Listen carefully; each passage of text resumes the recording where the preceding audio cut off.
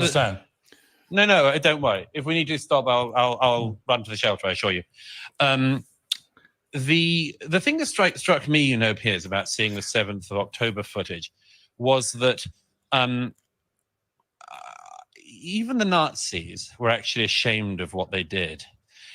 SS battalions who spent their days shooting Jews in the back of the head and pushing them into trenches had to get very, very drunk in the evening to forget what they had done.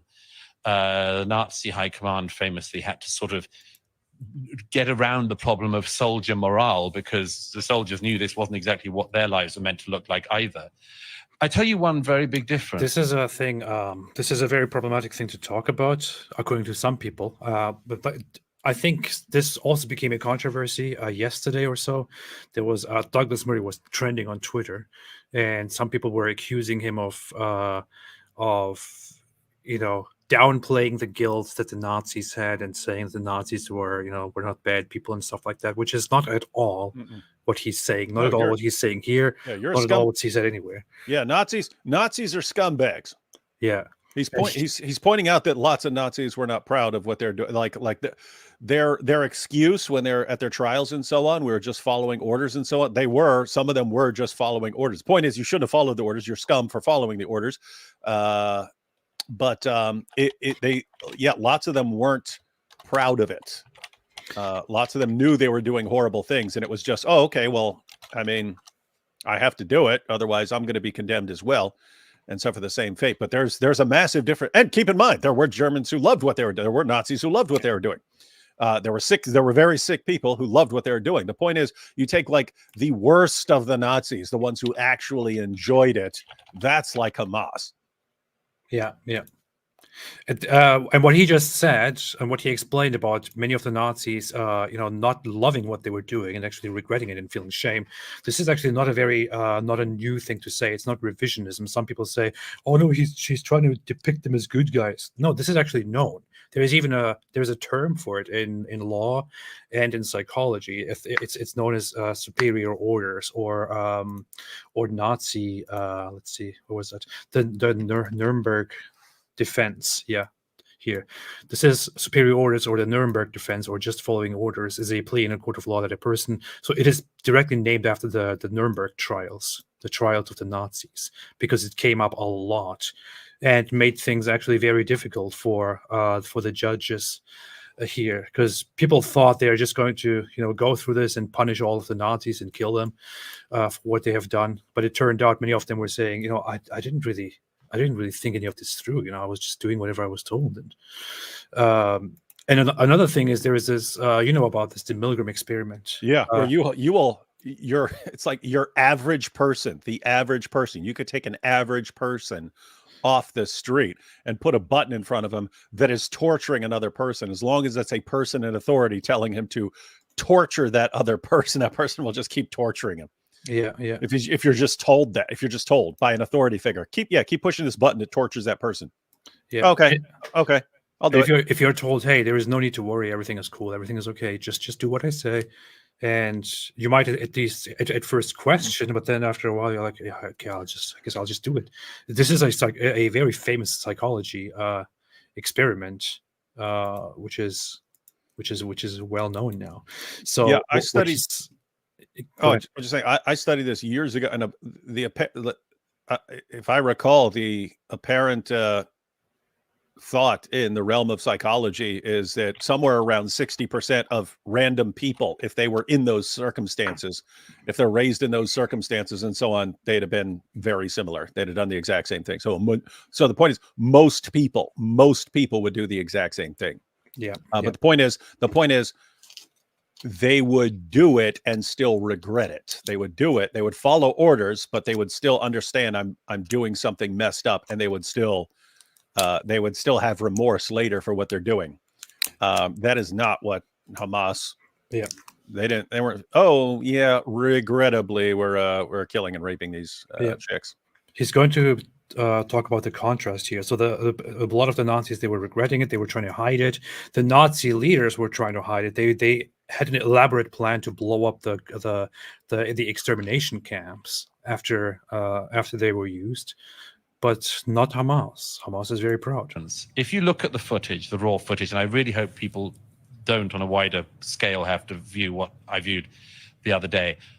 If they see it, they will see something that is at least as barbaric as what the Nazis did. But here's the difference. They did it with glee.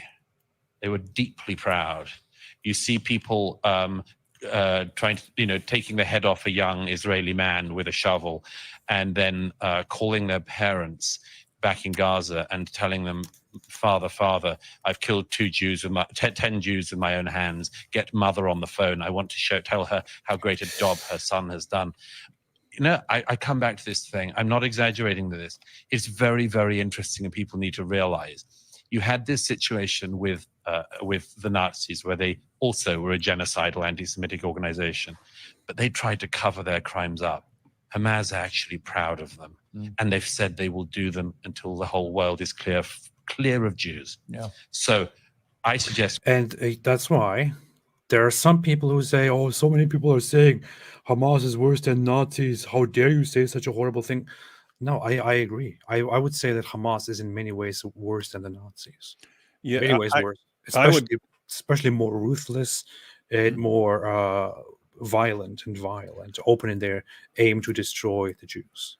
I would qualify it and say that some of the Nazis are basically on par with Hamas. That they're somewhere in the ballpark. But I would say, yeah, lots of the Nazis who didn't love what they were doing. Yeah, they're in a different category. Yeah, I would say Hitler himself. I mean, he was Hitler himself, Goebbels, Heinrich Himmler. I don't know, people like these who were at the top of actually devising these plans and justifying the extermination of Jews and all of that. These people were horrible people. They were by no means average people. They were horrible people. But Hamas is pretty much comparable to them, if not worse, I would say. I don't know. It's because, as said, those people still had in mind this whole thing. Hey, what we're doing right now, this is very problematic. We have to hide it. We have to cover it up. We have to find an excuse to it. We have to, make it look like something else. We have to downplay it, not be very explicit about it, and so on. Whereas Hamas, they're just very proud of it. They're very happy about it. They're proud of that. They're proud of that. And you can see this. It comes up in movies like the Adrian Brody and the Pianist. So that guy, but he was hiding. So he was a Jew in hiding. You're hiding, boy. And he goes looking for a can of food, and it's a German, I don't know what the guy was, captain, or he was some sort of military leader, but he's a Nazi military leader.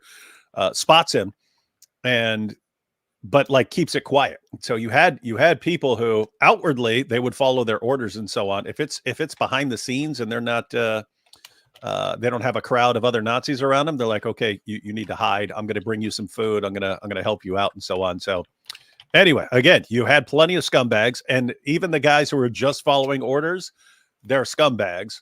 But you had lots of people who are not. Their intention, if you ask them what they want to do, they don't just want to kill Jews. If you ask Hamas what you want to do, I want to wipe out Israel. I want to wipe them off the map. Yeah. This is the call that he just mentioned. The call between a Hamas terrorist and his parents, where he was very happy about what he did. Hello. يابا طبعا انا قاعد بكلمك من جوبا بسيم. افتح الواتس تبعه قول له وين شوف كيف القتله شوف كيف قتلت بيدي يابا ابنك قتل يهود هاي دخلوا فلسطين يابا الله اكبر ربنا يحميك يا رب ربنا يحميك يابا ربنا يحميك. He says, I killed Jews with my own hands. And he says, Allahu Akbar, Allahu Akbar, Allahu Akbar, may Allah protect. Yes, I knew all those years of watching Farfour would help you. Yeah, I'm so happy we let you watch Farfour. That really taught you amazing things. Farfour would be so proud of you, my son. We're so proud of you. We're so proud of Farfour is weeping from heaven, weeping tears of joy.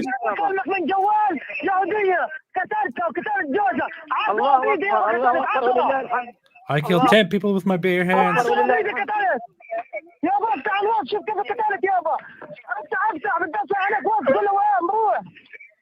ربنا معكم. السلام.